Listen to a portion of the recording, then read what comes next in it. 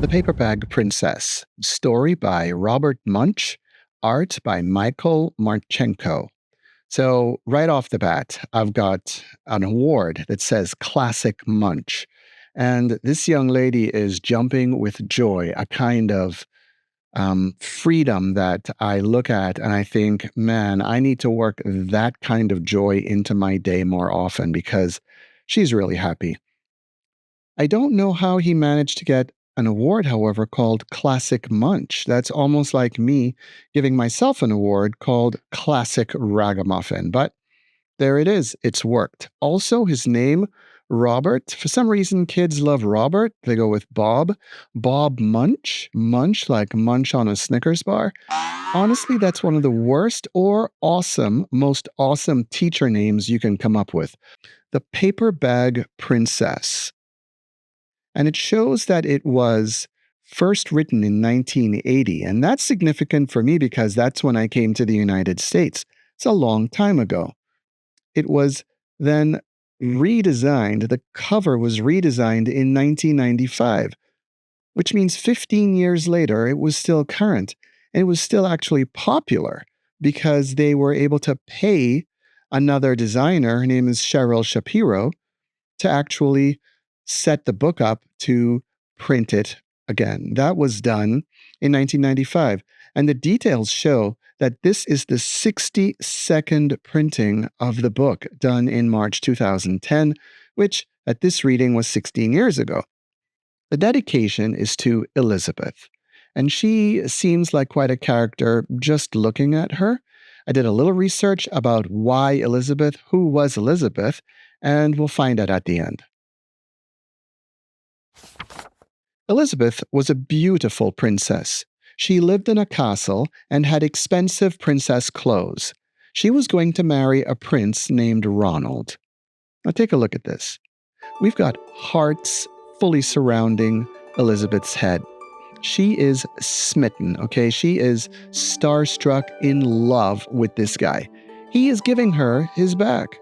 He's got, looks like tennis or maybe badminton, something he's going to play. He's on his mind. His eyes are closed. His back is to her. He couldn't give a hoot. And if he does, it's a really odd way of showing it. Unfortunately, a dragon smashed her castle, burned all her clothes with his fiery breath, and carried off Prince Ronald. Elizabeth decided to chase the dragon and get Ronald back. She looked everywhere for something to wear, but the only thing she could find that was not burnt was a paper bag. So she put on the paper bag and followed the dragon. It was easy to follow because he left a trail of burnt forests and horses' bones. Okay, sometimes in movies, you'll have a disclaimer where it says no horses or animals were hurt in the filming of this book. Bob Munch, he's got a different way of dealing with things. He kills off a bunch of horses in the beginning of the book. Okay, there are animals, innocent animals that have been absolutely torched by this angry dragon who couldn't care less about who he hurt as he was, we can only assume what he was going to do with the prince, but it's not good news. In the meantime, the expression that's on Elizabeth's face is pure, seething rage, okay, and determination. Finally, Elizabeth came to a cave with a large door that had a huge knocker on it. She took hold of the knocker and banged on the door. The dragon stuck his nose out of the door and said, "Well, a princess. I love to eat princesses, but I have already eaten a whole castle today. I'm a very busy dragon. Come back tomorrow." He slammed the door so fast that Elizabeth almost got her nose caught. Elizabeth grabbed the knocker and banged on the door again. The dragon stuck his nose out the door and said, "Go away. I love to eat princesses, but I have already eaten a whole castle today. I'm a very busy dragon. Come back tomorrow." "Wait!" shouted Elizabeth. "Is it true that you are the smartest and fiercest dragon in the whole world?" "Yes." said the dragon.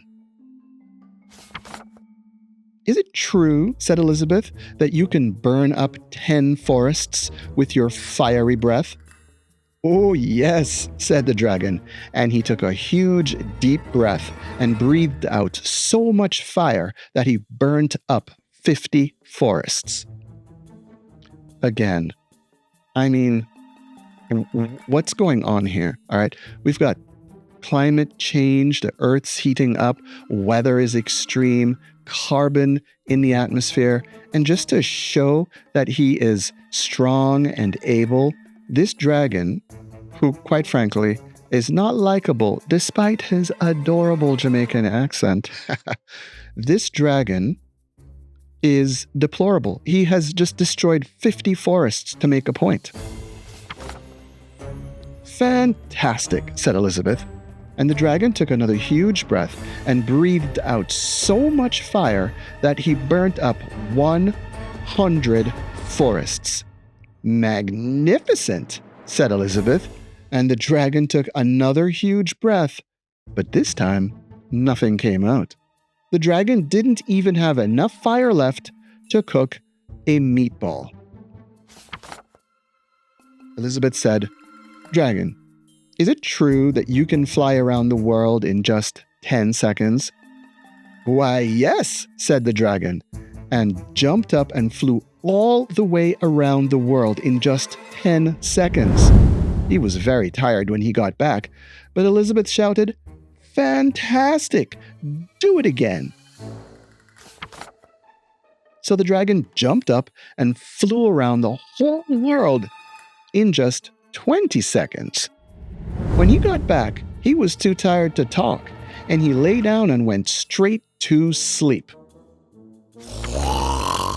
Elizabeth whispered very softly, "Dragon." The dragon didn't move at all.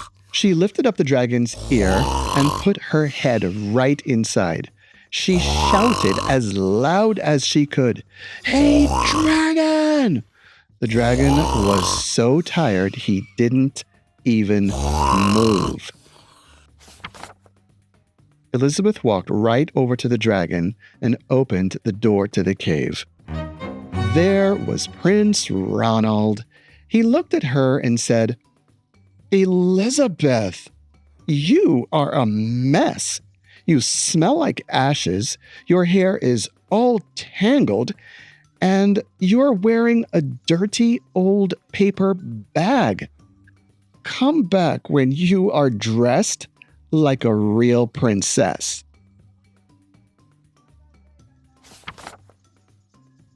"Ronald," said Elizabeth, "your clothes are really pretty, and your hair is very neat.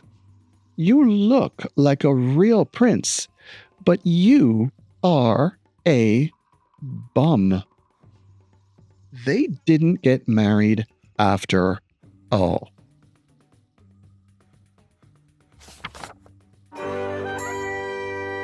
I can't help but look at the joy again. The joy, the sheer elation that Elizabeth is showing as she skips off into the sunset. Now, one would think that she would be quite depressed because, she was so determined to get her prince back. She was so ingenious in exhausting the dragon to make the dragon completely devoid of all danger, okay? She could just walk to the door of the castle and let Prince Ronald out. And you would think that she would be quite sad to have made the decision to leave without him after putting herself at such risk and being so successful. The fact that she is so happy, so grateful, makes me understand, makes me realize that she is ecstatic at having avoided a life with Prince Ronald. This guy wasn't worth her time, wasn't worth her effort.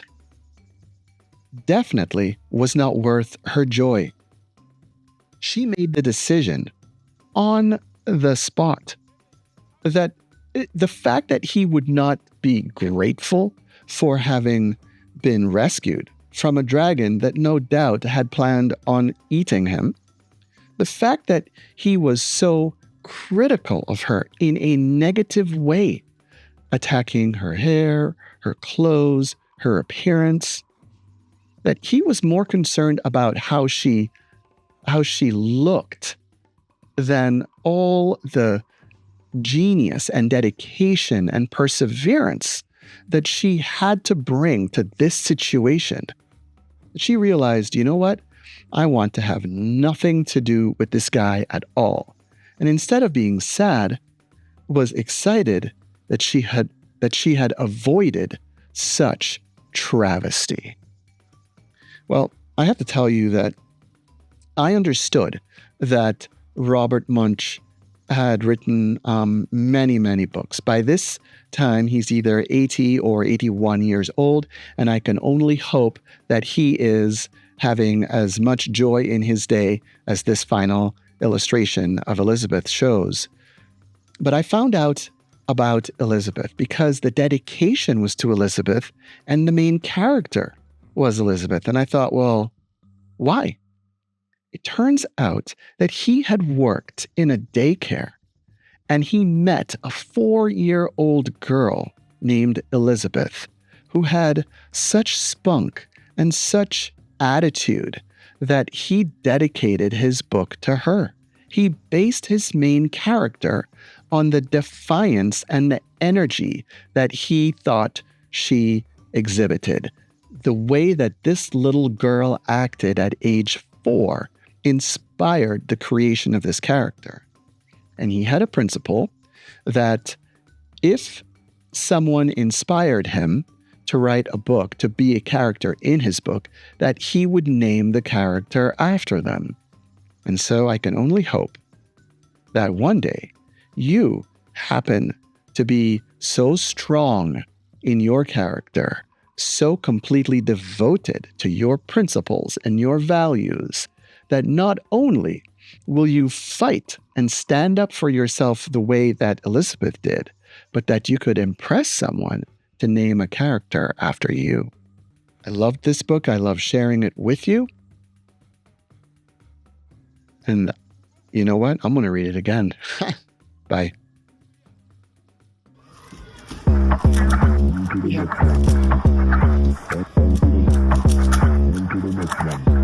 Yeah, look, all of my friends going crazy. I gotta brag on myself, I amaze me. I know I'm got something that can phase me. I'm too dope like I'm back in the 80s. Okay, call me and I'm gon' slide. Pull up with me for a hell of a ride. You need a couple wins, they ain't doing it right. Get up my line, we gon' turn up the night. I got a lot of wins on my dinner plate. Ain't coming down, gotta levitate. I know my next win is the best one, so I tell them that I'm on to the 21. On to the next one.